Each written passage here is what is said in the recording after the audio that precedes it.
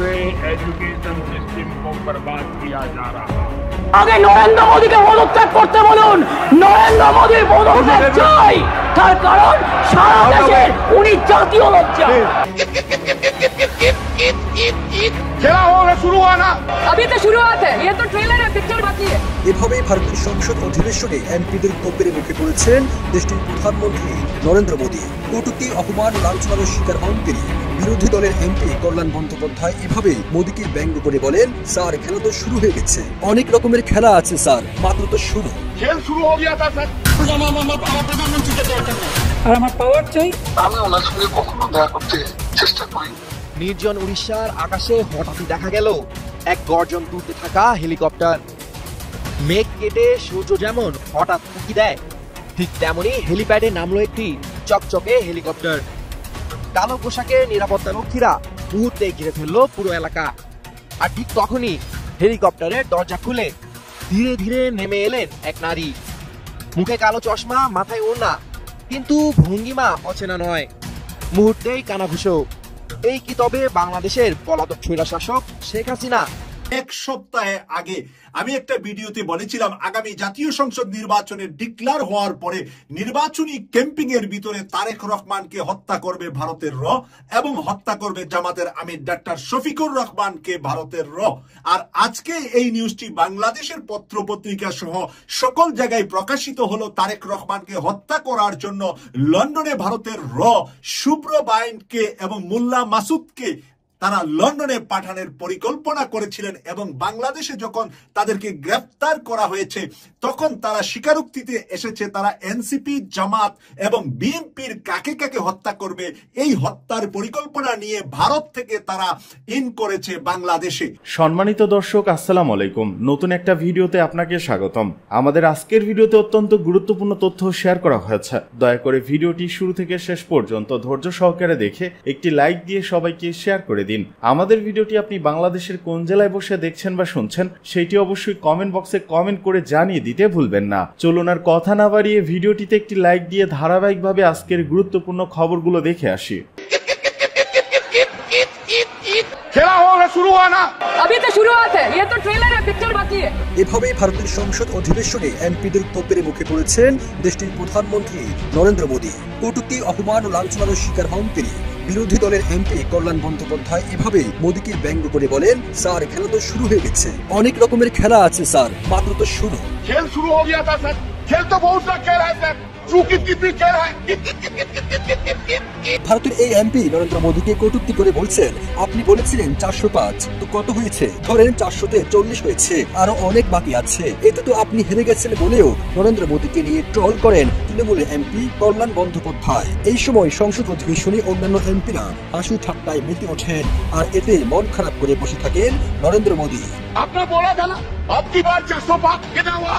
240 हो गया, मैं भी हारा गया। অপরদিকে তৃণমূল কংগ্রেসের আরেক এমপি অভিনেত্রী সায়নী ঘোষও সংসদ অধিবেশনে মোদীকে কটূক্তি ও ব্যঙ্গ করে তুরুধনু করেন। তিনি বলেন, জনগণ যাদেরকে ভোটে জয়ী করেছে তারা দেশের জন্য কাজ করবে, কিন্তু তারা দেশকে আরো ফকির বানিয়েছে। জনগণ ভাবে দেশ আমাদের মা, তার সুরক্ষা করবে সরকার, কিন্তু মোদী সরকার তা করতে পারেনি। सर, इस देश के लोगों का यही है किस्सा कि जिसको जिताया वो राजा की तरह जाएगा और जिन्होंने जिताया वो फकीर की तरह। ये बोलते हैं कि गाय हमारी माता है, पर माँ की रक्षा करना इन्हें नहीं आता है। সংসদে ক্ষুব্ধ হয়ে তিনি আরো বলেন, ছোটবেলায় আমরা শুনেছি রোববার অথবা সোমবার শিশুরা ডিম খাবে, কিন্তু ভারতের কোনো শিশুর ভাগ্যে এক মাসেও একটা ডিম জুটে না। অর্থনৈতিক ভাবে ভারত এতটাই ভেঙে পড়েছে, ব্যবসায়ীরা ক্ষতিগ্রস্ত হতে হতে রাস্তায় শুয়ে পড়ছে, কিন্তু সেদিকে মোদী সরকারের কোনো কর্ণপাত নেই। सर, बचपन से हम सुनते आए थे कि संडे हो या मंडे रोज खाओ अंडे, और अंडे का फंडा यही है सर कि भारत के बच्चों की किस्मत में महीने में अंडा नहीं मिलता। সায়নী ঘোষ আরো বলেন, এই তো ট্রেলার হে, আবি তো পিকচার বাকি হে। সাধারণ কৃষকের পণ্য বিক্রিতে 5 থেকে 12% কর দিয়ে বিক্রি করতে হয়, কিন্তু ধনীরা কর ছাড়া পণ্য বিক্রি করতে পারে, তাদেরকে সরকার চোখে দেখে না। মোদী সরকারের এমন বৈষম্য সামনে তুলে ধরেন সায়নী ঘোষ। अभी तो शुरुआत है, ये तो ट्रेलर है, पिक्चर बाकी है। आम आदमी के दूध, छाछ, लस्सी, दही, पनीर पर 5% की जीएसटी, क्रीम, कंडेंस्ड मिल्क मक्खन घी पर 12% की जीएसटी और अमीरों के हीरो पर सिर्फ 1.5% की जीएसटी। सरकार बंगाली में हम एक बात बोलते हैं कि समय गेले साधन होबे ना। इसका मतलब यही है कि अगर समय चला गया तो साधना नहीं होगी। इस बार जो आप चले गए तो दोबारा लौटने की संभावना नहीं होगी।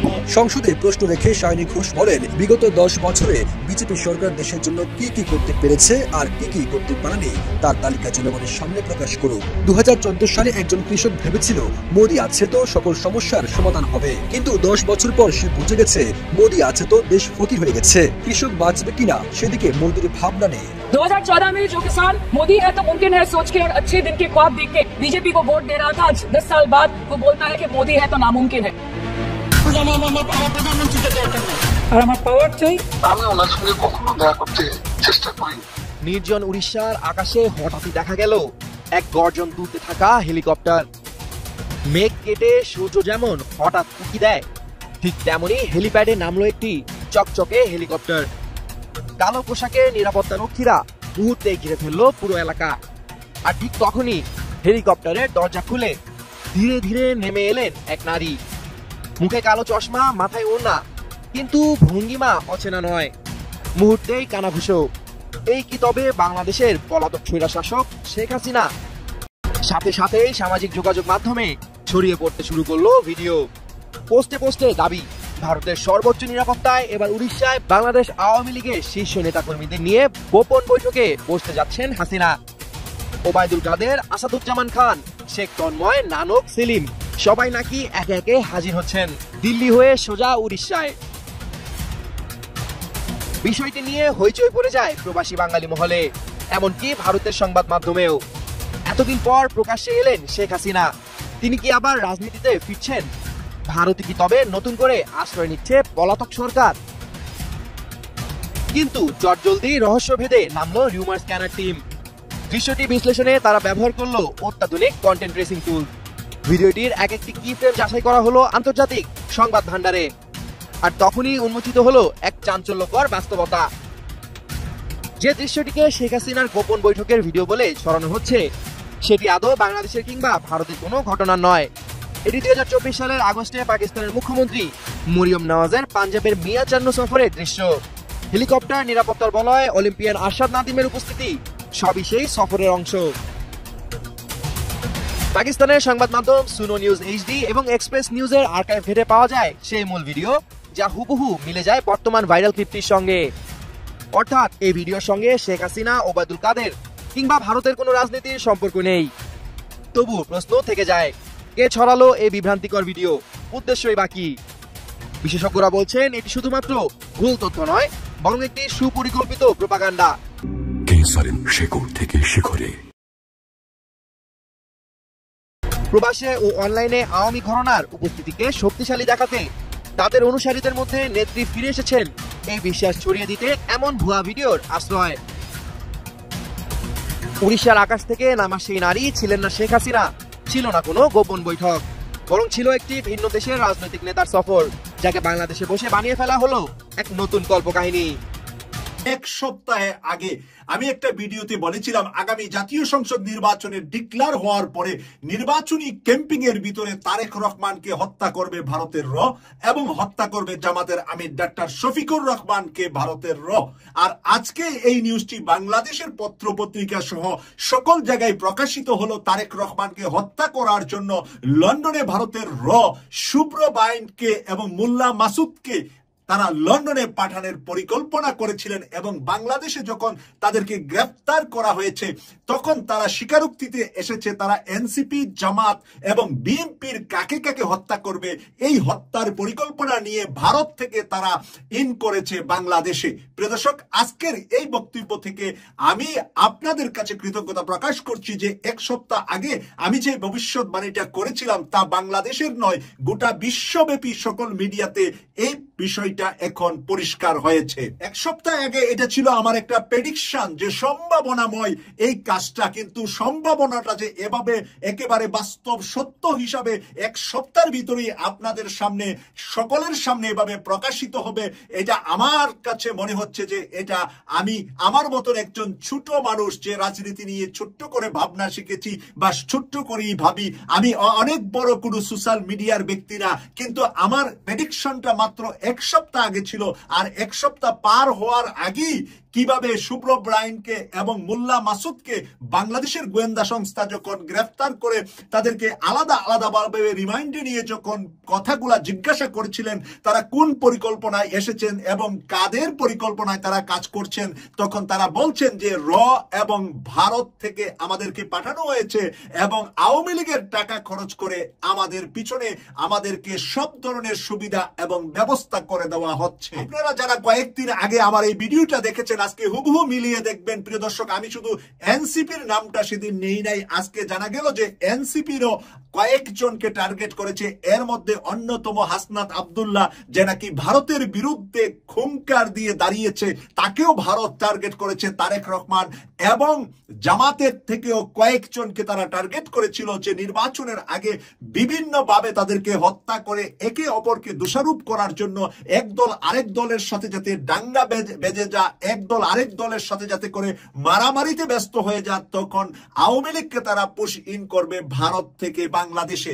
এই পরিকল্পনা নিয়ে এই দুজন বাংলাদেশের প্রখ্যাত খুনি সন্ত্রাসীকে তারা বাংলাদেশে পাঠিয়েছে। প্রিয় দর্শক, দীর্ঘদিন তারা ভারতে ছিলেন এবং দীর্ঘদিন ভারতে কিভাবে বাংলাদেশের একেবারে প্রশিক্ষিত সবার কাছে পরিচিত এই বিখ্যাত খুনিরা কিভাবে ভারতে অবস্থান করে, আবার যখন বাংলাদেশে দরকার এখন খুন খারাপি করা, মানুষ হত্যা করা, তখন আবার তাদেরকে জামাই আদরে বাংলাদেশে পাঠিয়েছে। দর্শক, যখনই 24 সালের এই গণ অভ্যুত্থানটি একসাথে করেছিলেন সবকটা দল মিলে, সবকটা মতের মানুষ মিলে, সবকটা বাংলাদেশের আপামর জনসাধারণ মিলে যেই গণ অভ্যুত্থানটা সবাই মিলে করলো, কেন 10 মাসের ভিতরে এসে এভাবে একে অপরের বিরোধী হয়ে বক্তব্য দেওয়া শুরু করলেন?